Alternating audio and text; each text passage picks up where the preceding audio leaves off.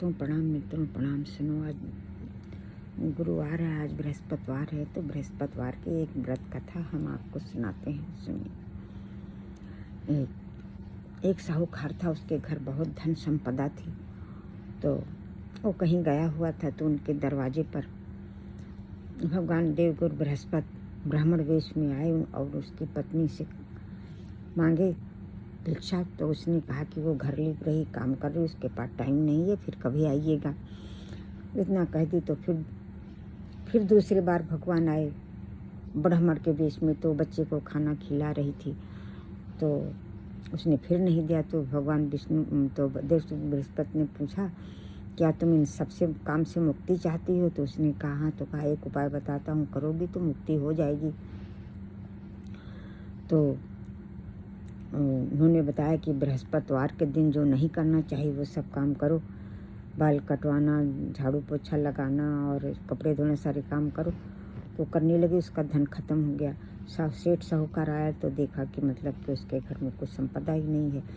तो वो बहुत परेशान हुआ और कहीं और चला गया, लकड़ी काट के अपना जीवन काटने लगा।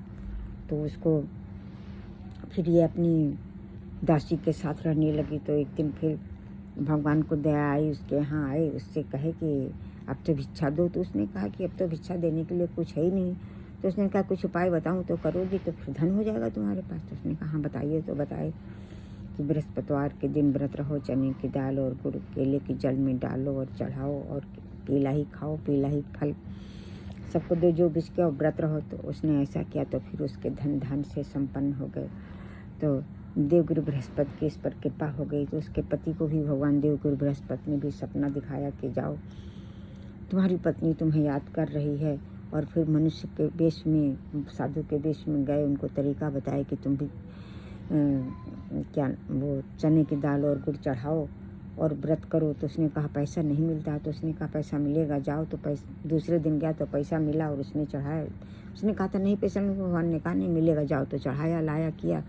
तो उसको फिर सपना, साधु महाराज आए कि जाओ तुम्हारी पत्नी याद कर रही। तो वो फिर कहा कि हाँ।